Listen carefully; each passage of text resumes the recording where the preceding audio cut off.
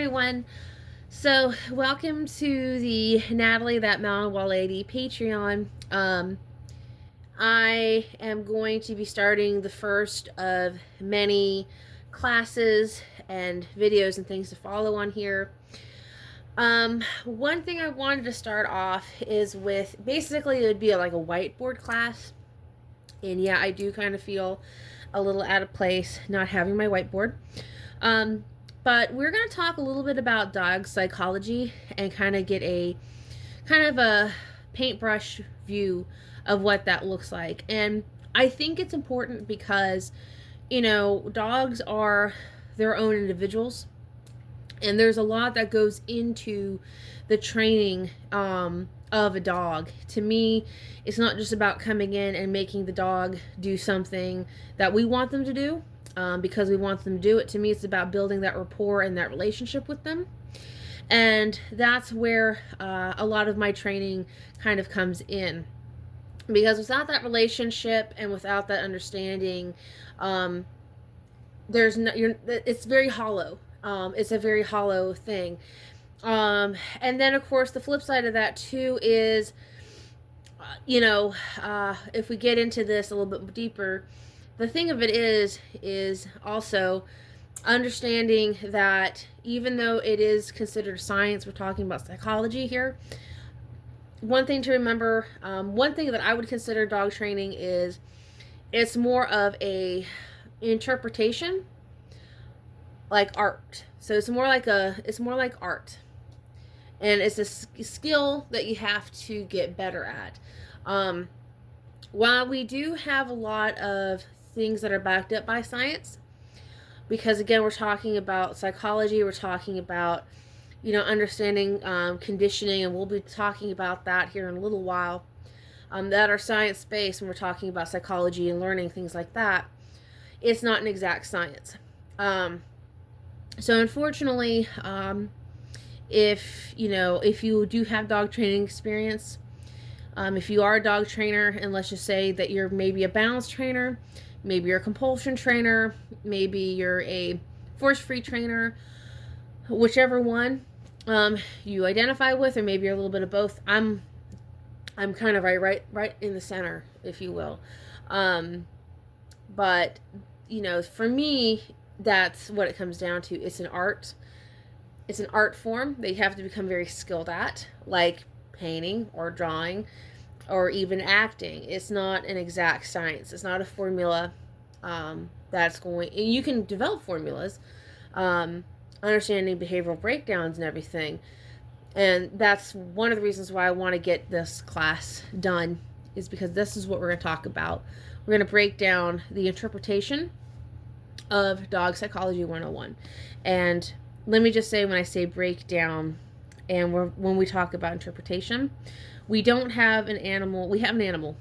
We don't have a person that can talk a language or talk our language that can tell us exactly.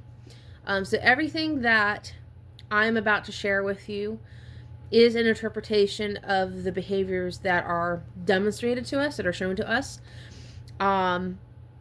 And maybe other trainers and other people might have a slightly different interpretation. That's fine. But we're going to go ahead and get into it. So this class is going to be, it's for basically everyone. Anybody who's doing any of the classes, I definitely recommend watching this first before you do the other classes. And if not, that's fine.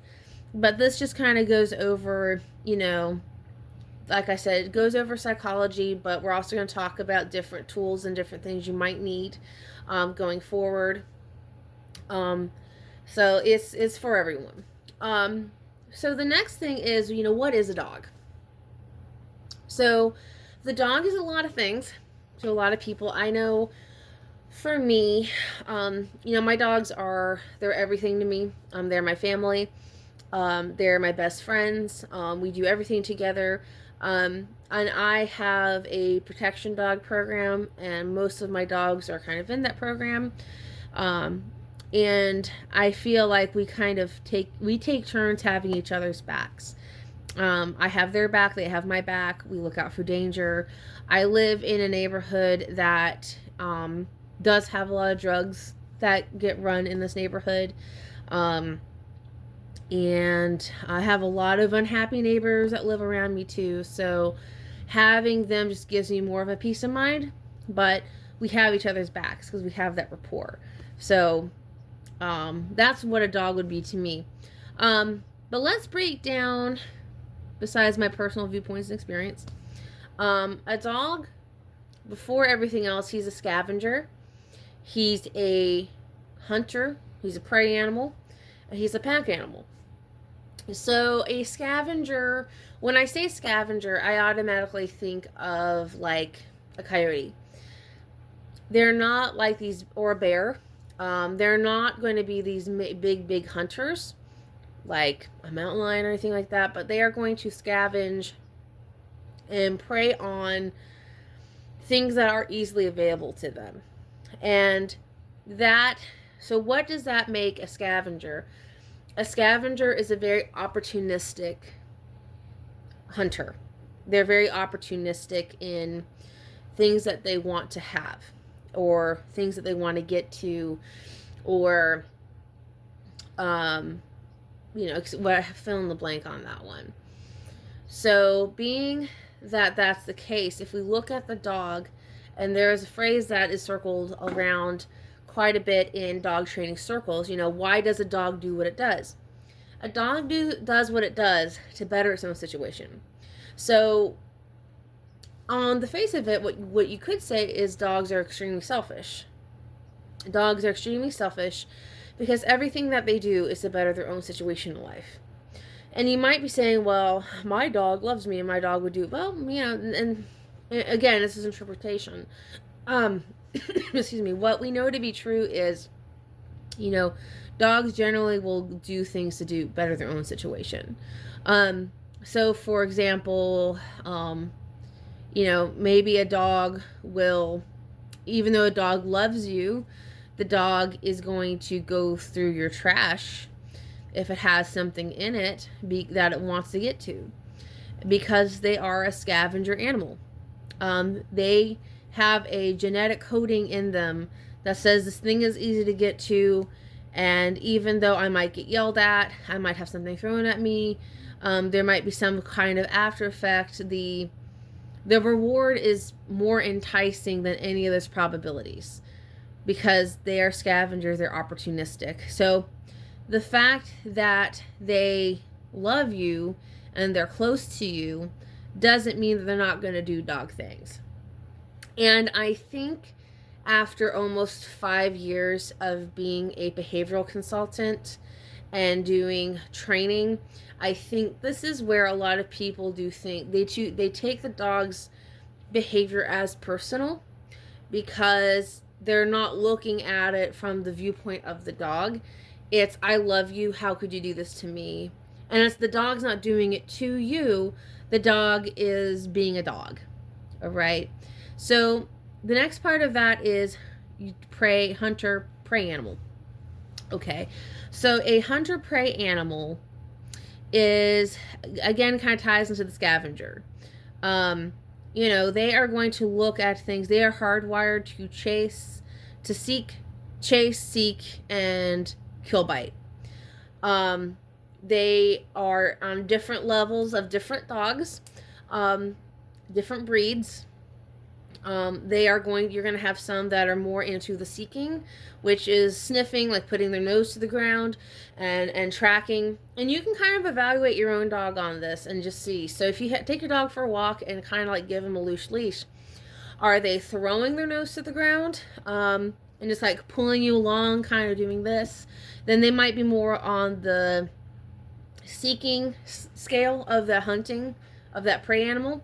If you have a dog that is, maybe they look at a squirrel, or they're fine to look at the squirrel, they got a bird, and then they got to get that thing, and just, they stare at it, and it's like, whoo, and the thing moves, and they try to get it. Maybe your dog is more on that visual prey drive, so these observations are really important for the next part. So there's going to be a couple different parts, and I'm going to try to get them all in the same video.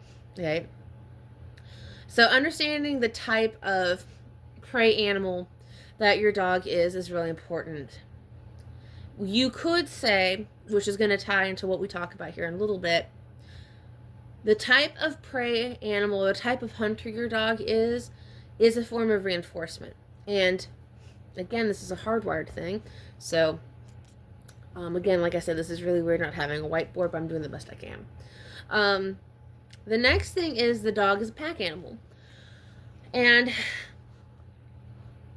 there are, and while there is the argument that wolves are different than dogs, and dogs are very different than wolves. Like, if you've ever been around a wolf or you've been to a wolf sanctuary, there's a lot of things that you can't do with around a wolf. You're gonna get hurt. But with dogs, we have domesticated them, and they're much more passive and than, say, a wolf. Wolves are pretty untouchable on that primal scale, where dogs are very much more laid back and they are more docile, because that's what we have bred them to be. That's what they are. So the thing is, though, and what some homework I might send with some of you guys watching this week is perhaps watching a wolf documentary, or even watching wild horses, which, yeah, wild horses are not carnivores, they're herbivores, but still, that'll give you an idea of kind of like how herd members or pack members interact with each other, right? So that pack animal mentality can be anywhere from being a multiple dog home to just being you and the dog, or you and your husband and the dog, or you and the kid, and you know what I mean? So I don't want to get people confused that saying that the dog's a pack animal, so they have to be around other dogs. We're going to get to that in a second. Not all dogs need to be around other dogs. Some dogs like being around other dogs.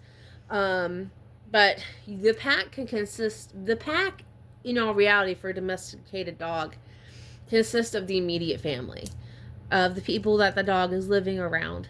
And that, for what our intents and purposes of discussing this today, is the fact that there's a hierarchical order that happens, I believe, in a pack, where one dog is going to listen to, and I have multiple dogs, I have 7. So there's going to be some dogs that are going to listen to others, they're going to play well with others, they're not going to play good with others. They respect, the younger guys kind of respect the older guy, that kind of thing. So I do believe, after observing dogs for as long as I have, and other animals like horses, there is a hierarchical order, and you have to maintain that with your dog, because if you allow your dog to kind of rule the roost, the difference between you and the dog kind of calling the shots is most people that have a dog that runs their life. I've had people that can't leave their house. I've had people that are afraid to have people come over to their house. They feel like their whole life is ruined, and they have to basically live at their dog's whim. Like, they're a prisoner in their own home. And that's just not a quality of life for anybody. But I know from understanding dog psychology that the dog is not having fun either. The dog is suffering too. So there's a lot of dysfunctions that happen when you allow that to happen. So you have to kind of step up a little bit and kind of figure out how to provide your dog in that way. Because again, scavenger, prey, hunter, pack animal. That's basically in function. That's basically what a dog is. Things that feed into a dog, that feed into those 3 things. Genetics is a big one, because genetics really ties into and enhances one or all 3 of those things. So you can have a dog, let's just say we've taken dogs. Let me backtrack a little bit. We've taken dogs. We have hundreds of breeds. that are specifically designed to help us do XYZ. All right, so let's just say hunting, for example. We have bred dogs selectively to perform certain tasks. And I collaborated years ago with another horse trainer. I used to train horses. So we made the observation that there are horses out there, like thoroughbreds, for example, when they are bred for a specific trait, like speed, um, they tend to have some more kind of behavior quirks, if you will. So going back to dogs, if you have dogs that are genetically designed to, say, hunt, you're going to have the automatically fallout of that is you're going to have a dog that's going to find a trail and they're going to run after that trail. And nothing else matters to them. They're going to seek out that trail. They're going to track whatever it is they're tracking. If you're walking the dog and you have no recall, you've got to have no leash control, you have no way to manage it, you're probably going to be taken for a drag. That's just the stark reality. You have a herding dog, like an Australian Shepherd or a Heeler. If you don't really have a genetical outlet for that dog, it's there. The fallout of that is, yeah, you're probably going to get nipped. You're probably going to get bit. They are designed to be protective over their property, much like a livestock guardian dog. So that's another part of that. Livestock guardian dogs, you have to keep in mind that, they are designed to protect sheep and kill like coyotes and wolves and things that try to and humans that try to steal their sheep. So that's what they're designed to do. So yeah, you're going to have a lot of barking. They're going to bark. They're going to communicate with barking. You might have a problem with strangers coming over to your house. People, for whatever reason, really don't seem to understand German Shepherds are herding dogs, but they have been designed, like Dobermans, like Malinois, like Rotties, they are designed to be guard dogs, protection dogs, because you don't really see them functioning as a border collie. You see them functioning more as a protector of the family, and that's what they have been designed genetically to do. So it's really important to understand the genetics of what your dog is, because if you understand the genetics of what your dog is, that's going to kind of give you a very loose guideline as to what behaviors are going to possibly happen and how to prevent it. So I have mostly Malinois. I have had other breeds. I have trained other breeds. I have a boarding kennel that I have. I have a lot of different breeds come in. So if I understand most breeds, I've had my hands on most breeds, and I understand the fallout of just because the genetics are the way that they are. The environment of which the dog comes from or was raised in can play a huge factor.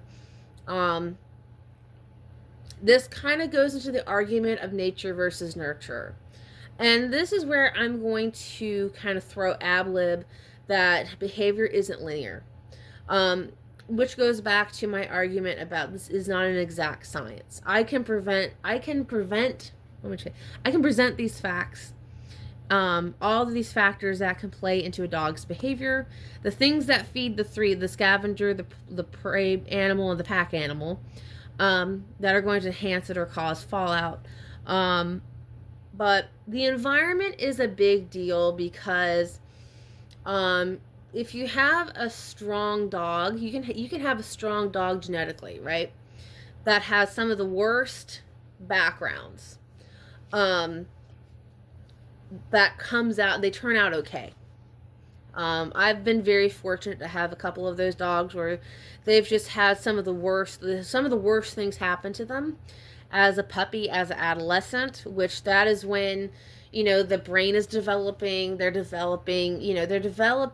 developmental stages. Those are very crucial stages, and they've had some very horrible things happen. But in spite of all that, they've turned out great. They're great dogs. I have some dogs that have had the perfect upbringing. One Australian Shepherd female that I had, she was one of the reasons why I got turned off of Australian Shepherds, if I'm honest. But I got this puppy at 8 weeks old, and we did everything together. We did puppy raising, and I raised her like all the puppies that I've raised, and I've raised probably 20 or so more puppies at this point in my life. And we did everything right, but she's turned out to be like this neurotic boo. So I have to go back to a little bit of genetics in there too. Because she was just a little bit more squirrely. She wasn't workable. She was reactive. She was everything that I really did not like in an Australian Shepherd. So I really couldn't have her for my, Australian Shepherd program for herding I was trying to put together at the time. So she ended up, I think, finding a home with a vet, and they absolutely love her, but she just was not a good fit for me. But so you can have a dog that has the perfect everything. They might turn out a different way. You might have a dog that comes from a horrendous environment, and they might turn out great. You can have a dog that goes through some pretty horrendous things and has some coping mechanisms that are not healthy. So I've got right now, well, I've got a couple I could use an example of, but I've got one Malinois named Reaper who is he's a barker. When he's not happy, he likes to incessantly bark. When he's nervous, he likes to spin. When he's nervous, he'll snap at the other dogs if he's in a group. There are some things that I would consider coping mechanisms. These are things that he's developed. He's a shredder, which means when he gets a hold of something, he just beavers right through it. And that's to me, this is a dog that, I'll give you another example. So I put him in the car the other day because I want him to start getting out into the world more and seeing more things. And he turned around as soon as he jumped into the car. He attacked two of my dog beds, because I have my whole back seat of my SUV basically as a dog bed, or has dog beds in it for traveling, and he bit huge chunks out of two different dog beds. That's not a normal behavior. That is a neurotic type behavior that came from him being left in someone's backyard as a extremely intelligent high drive Malinois in the biggest developmental phases of his life, between the ages of 9 weeks old to about 6 months. So he has a lot of coping skills that aren't healthy because of those things. And that's something that I can look at affirmatively and say, yeah, I have a slightly older male that came from a great breeder. I've had him since he was about 14 weeks old. He's a little crazy, but for the most part, he's as solid as they can come. Whereas this dude is a little bit more woo. So could that be different in genetics? Probably. Is that an effect of the environments of which they were raised in? Yeah, I would say so.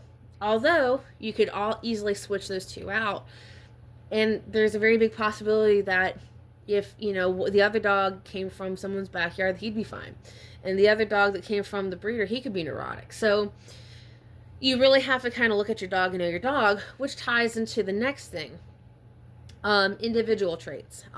So your dog is going to have their own individual. They're going to be. You can have like a bunch of Malinois, for example, like me. They're all going to be different. They're going to have different quirks. They're going to have different things. They're going to make them an individual that makes them them. And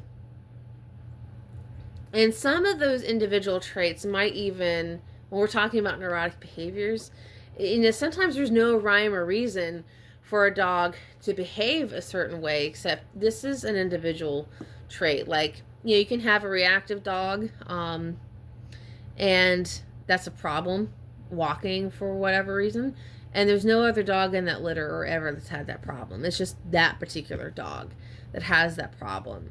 I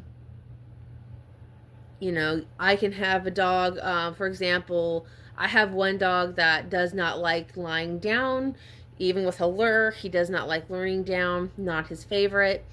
And that doesn't mean he came from a bad environment or his genetics are bad. That's an individual thing. He's not a fan of being told to lie down and luring into down. Ever since he was a 14-week-old puppy, he does not like it. So I just know that and I work around it. All right, so we're halfway done, you guys. Okay. Let's talk about punishment, and we're going to talk about positive reinforcement. I'm a big believer in both, because punishment is decreasing the things that you do not like. Punishment or positive reinforcement or positive is increasing the likelihood of those things happening. You have to have, in my opinion, a little mixture of both. So there is a stigma that is attached to both of these words that we're going to clear the air. If you've got a problem, if this is where I lose you, then I lose you. Okay? That's fine. In my opinion, we have to have a mixture of both. Because if you understand pack mentality, and you understand, like, if a dog is doing something another dog doesn't like, that dog is probably going to tell that dog off. That dog's like, no, I do not like you roughhousing this close to me. I think you're violating my space. You need to bug off. So, things as far as punishment happens. Now, people think when you say the word punishment, it means that you, oh my God, you are pulling a Michael Vick. You're putting this dog in a swimming pool and electrocuting it to death and that kind of thing. And that's not what you're doing.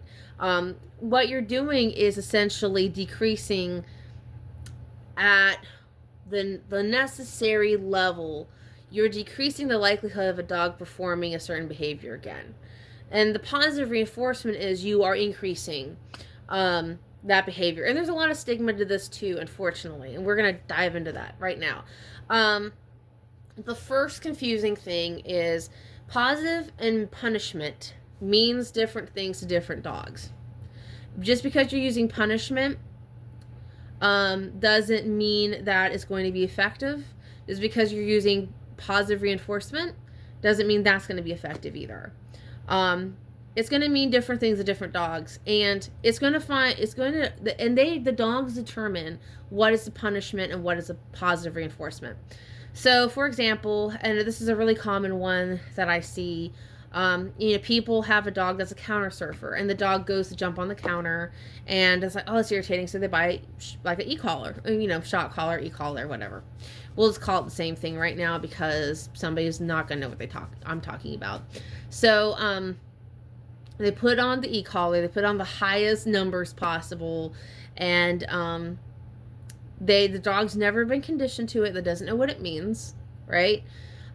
They've never trained it. So there is a good likelihood that, yeah, your dog's going to jump on the counter, you're going to hit the button, the dog's going to be like, yep, like, oh my gosh, I got hit, and they stop. There's also a likelihood, too, that some dogs, they have so much behavior pattern, they have a history of jumping on the counter. They've pulled the Thanksgiving turkey off and eaten it. They've taken the pizza. They have a reinforcement history that when you hit that button, they're going to keep going on the counter anyway. And they're going to do what they want. And so I've had people like, well, I tried everything. I tried the e-collar, and the dog went, I'm like, well, because the dog doesn't understand what that means. Like, the one thing of punishment to some dogs is enough to stop that behavior. But there are some dogs out there where when you introduce punishment, when they have a history of being reinforced, they find that reinforcer stronger than the punishment. Okay, so that's something to keep in mind.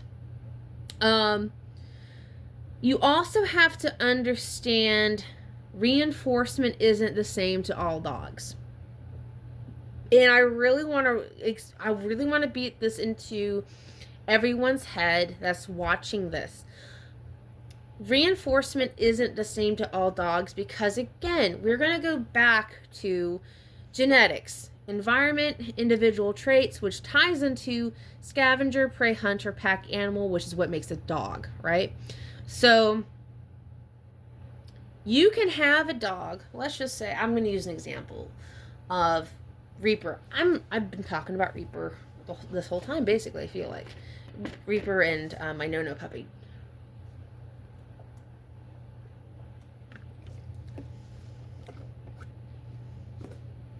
So Reaper is very food motivated. The dog will eat anything. Okay? I need to move my hip because my hip's starting to hurt a little bit. Which is, that will serve me well in introducing things. However,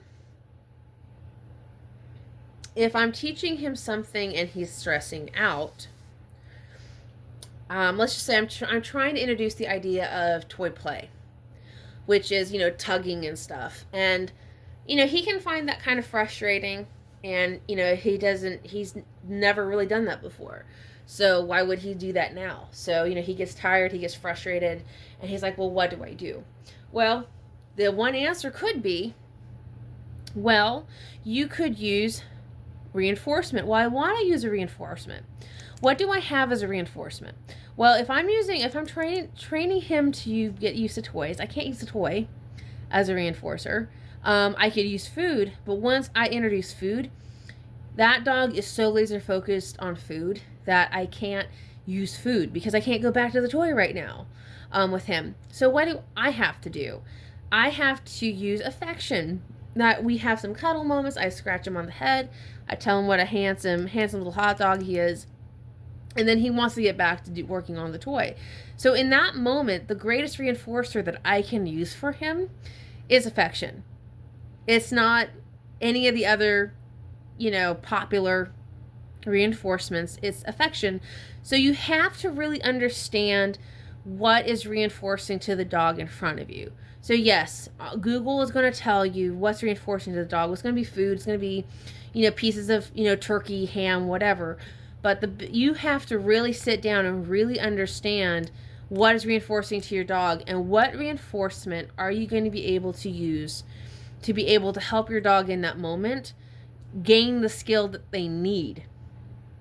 And then on top of that, the more you understand about different reinforcers, you have to understand when to give and teach the reinforcements. So we are going to be talking about that in a different video, probably when we get to actually working with dogs. So, the other side of that is when we're starting off, I recommend we do slip leads. We can do some, I use a little bit of everything. Okay. So yeah, flat collars are good. Harnesses are good. Flexi leads are good. But if I have a dog that I'm teaching to walk with me, I'm not going to put them on a harness on a flexi. Like, that's just ain't going to happen. Okay.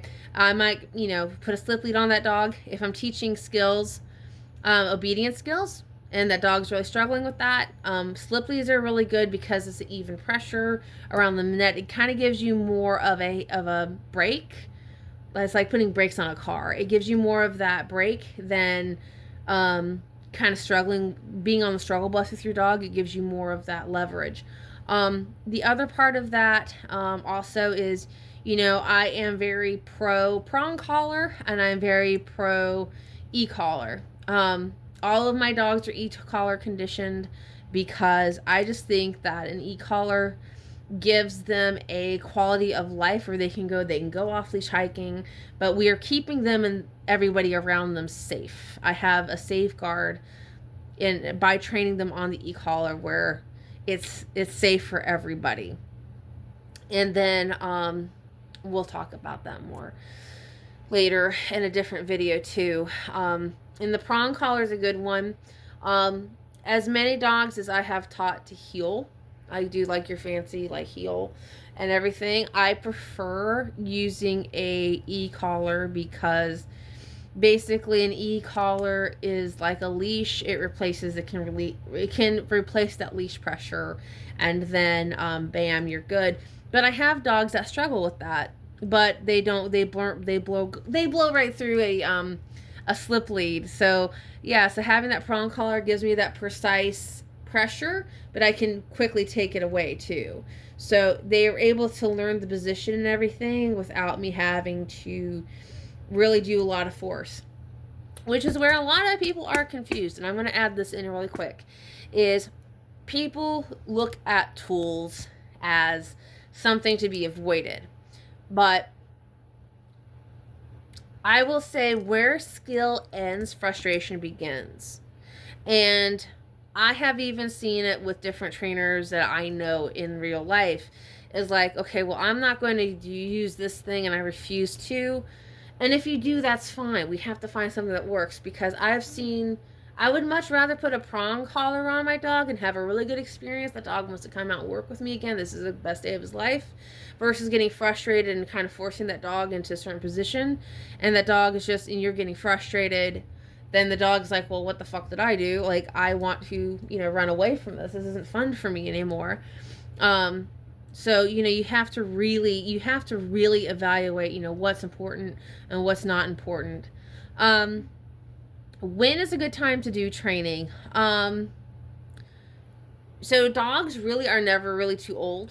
You can't teach an old dog new tricks. Yes, you can. But you just have to keep in mind, again, if you go back up to what we're talking about earlier about the scavenger, prey, hunter, pack animal, genetics, environment, and individual traits. Like if I had gotten Reaper as a 8-week-old puppy versus a 6-month-old, there might be some behaviors we might have avoided, right? So that's just something to keep in mind. So sometimes age does have a factor. It doesn't mean that he can't learn those things. It's just going to take him longer to get those things. Oh, and there he is. He heard his name. Reap, you're going to have to pipe down, buddy. I'm teaching a class. I'm talking shit about you. That was just perfect timing. So let's see. Sometimes I do think, even though, dogs are never too old. I'm listening to my dogs. They're being very good by letting me just talk and not interrupting me too much. I do believe that we do have sometimes I think we have a really unrealistic expectation of our puppies. There's two flip sides of that, and I'm going to explain this kind of really quickly. Is I think we want too much out of our puppies. We spend so much time trying to make them obedient, and then when they hit that adolescent 6 months to 9 months, where they just become feral teenagers, we have no relationship with them. So, I do a lot of luring, and I do a lot of stuff with my puppies, and a lot of play with my puppies, but I really, really do not do a lot of obedience and stuff with my puppies until they're older. And then this magical thing happens. I do the puppy stuff, like I do puppy play and stuff, and then they hit 1.5, and people are like, oh my god, like how old is that dog? I'm like, this dog is like 1.5. I'm like, oh my gosh. Because we've built this rapport and this relationship. We've spent all this time doing that, and now that this dog's older, and I know I can start holding this dog more accountable to the behaviors, which I guess I should have mentioned that in the punishment speech earlier. And the dog has a longer attention span. The dog can understand. I get basically the dog that I want by the time they're a year and a half. And I can, especially by the time that they're 2, they're great. So I have a system that works really well. But I don't push my puppies to do a lot of adult dog stuff. Like, I don't want a perfect obedience routine. My puppies are not going to do downstays. They're probably not going to do place work or a lot of it. When they get older, they will. We got years to do that stuff. I don't have to do it all right now. But the biggest thing is like toy play, luring with food, luring into position, getting up on stuff, going and seeing things. Those are all big things for me, for my puppies. So one thing that I do have in here, before we wrap this up, is if I have any dog trainers that are watching this, if you're a pet person, you've never heard of this, and don't feel bad, but I'm going to have somebody that's going to be like, why have you mentioned the quadrants? Okay, so I'm going to mention the quadrants, but so you have positive reinforcement, you have negative reinforcement, positive punishment, negative punishment. Okay, but again, I understand that the quadrants exist, and if you have just graduated a certification class, this means a lot to you, and you've had to answer a lot of questions to get your certificate. That's great. I personally, I have a beef to pick with the quadrants because I think as trainers we spend too much fucking time trying to figure out where the fuck we are in the quadrants and trying to train the dog off the quadrants instead of understanding, okay, my dog is a blank, my dog is doing blank, and this is the driving force and behavior behind the blank, and this is what I have to do to correct and blank, right? So that to me is going to get you more results than the quadrant stuff. So I've mentioned it, we've talked about it, we're moving on. Things to kind of keep in mind. Some things I would definitely, if I were doing this, I'd kind of look into that this didn't really fit in anywhere in my notes here. We're talking about operant conditioning, what's shaping a behavior, conditioning a stimulus response. And these are common terms that are used in psychology, in learning. But the big thing that, if I can, there's a couple big things. We have operant, we have conditional, we have classical conditioning. Those are all really important ones. But the big thing that I really want my pet people to really look at and evaluate is the condition and the conditioned response and unconditioned response. So the conditioned response, let's just say you have to train this response. Like if you have a, I'm going to give you an example of conditioned response, and I have two perfect ones. So the conditioned response is, let's just say if I've worked with my dog to when I open my front door, I've trained my dog to go to his crate or sit. That can become an automatically conditioned response. That's what the dog starts to do. Because you've trained it, you've taken the time to educate the dog, you've shown the dog, you've been consistent, you've upheld your training, you have given reinforcement for this dog for making the right choice over and over, and that's like, fuck yeah, I hear the doorbell, I know I'm gonna get paid, I'm gonna go hang out here. So that's a conditioned response. Unconditioned responses are funny, but they do happen, and people do not realize that your dogs are going to develop unconditioned responses. So going back to Reaper, who I'm talking a lot of shit about today, I have a timer that I set for like taking dogs out to go potty. Generally, I do different groups depending on how many dogs are here. And my timer goes off. And this motherfucker will start running around in circles around me like this, and he'll do it the whole time depending on where we are in the yard. He'll start it, he hears the alarm, he'll do that, he'll start whining, and he'll spin and he'll spin and he'll go around and he'll go around my legs. We get up the stairs, he'll do the same thing until he goes to his crate, because he knows that once that timer goes off, we go in, we get food. I give him a treat or I feed them.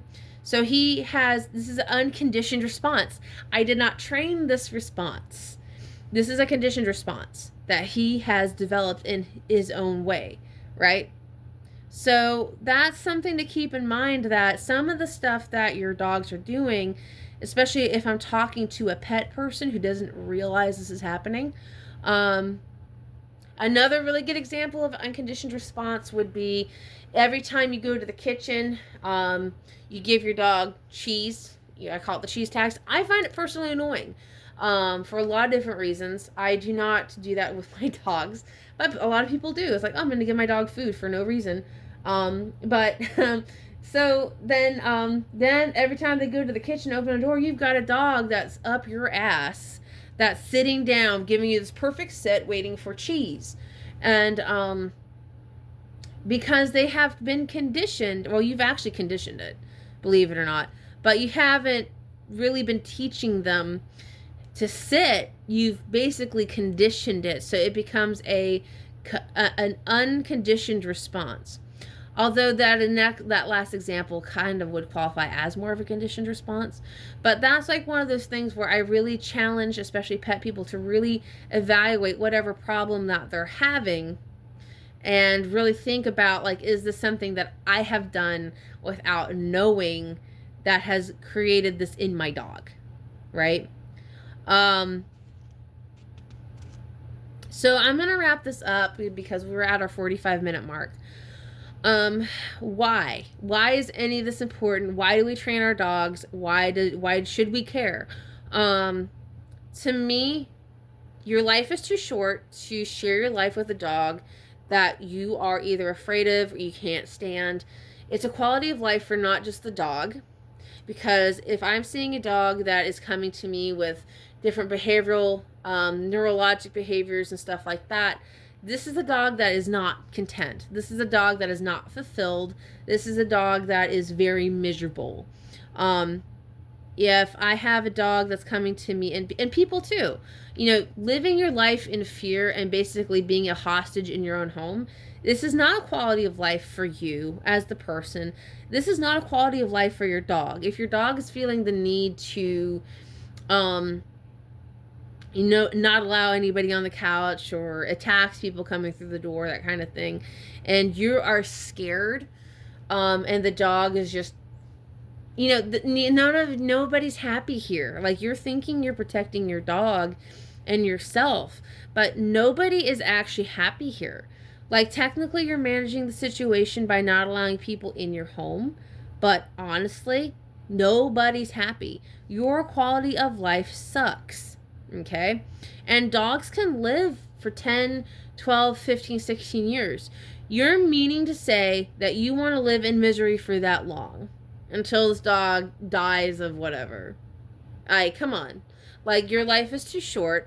If this dog can be a good fit and you're going to be this willing participant that's going to actually make your dog's life better, you need a better quality of life, my friend, not just for the dog, but for you. Okay?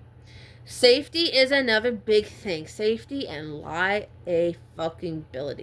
Because people do not realize that you have a dog, okay? Your dog runs, dashes through your door, and gets hit by a car. Happens all the time, okay? So your dog runs out into the street because that's what your dog does. You have no control over your dog. You open the door, boom, that dog's out the door, okay? Number one is traumatic, because there's nothing quite like, trying to scoop your best friend off the road, and spraying down the grease spot to make your day better. But it's also, if your dog gets hit off of your property and causes damages to the vehicle, they can sue you for damages. If your dog puts a dent in their car, you're liable for that damage. If you live in a place that has no leash laws, you have containment laws in your county, dude. Okay, you have containment laws. That means your dog has to be contained on your property. If your dog goes off of your property, let's just say they bite a kid, well, you're liable for that. And if they decide to chase chickens or dig up a flower garden, if they go down the road and they decide to dig up, Aunt Mabel's, prize winning roses, you're liable for that. You're liable for a lot of things, and the sad part is, like, you're not actually around to do it. You're not around to help your dog. You're not around to supervise your dog. So you're putting your dog in a lot of risk. And then, of course, don't even get started on what's going to happen if they chase livestock or they get into a fight with another dog. So it doesn't matter if your dog is off your property and gets attacked by another dog. It doesn't matter.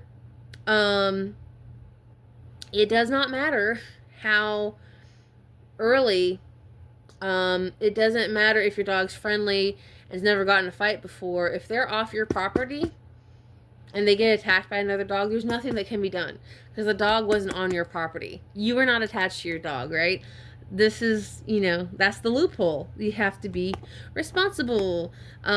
Responsible dog ownership is a part of creating a safe environment for everyone around you and your dog. That's important. So that's something to keep in mind, and I really cannot stress this enough.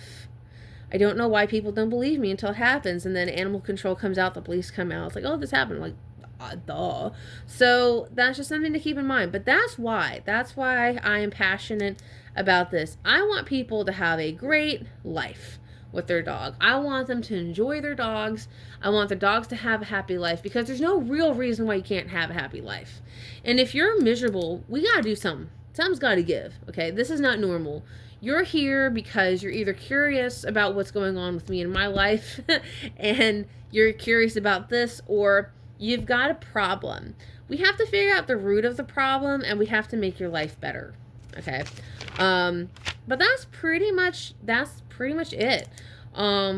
Hopefully I'm going to try to upload another video probably by tomorrow, just because I'm going to be working for the next 5 days, so I won't be able to really do much of any more filming for a while. But let me know what you thought about this, if you learned anything, if it gave you more perspective, or maybe it didn't, maybe it pissed you off, maybe it made you angry, maybe you think I suck. That's fine too. Let me know. But what I will hopefully see you for the next video, and we will kind of go from there.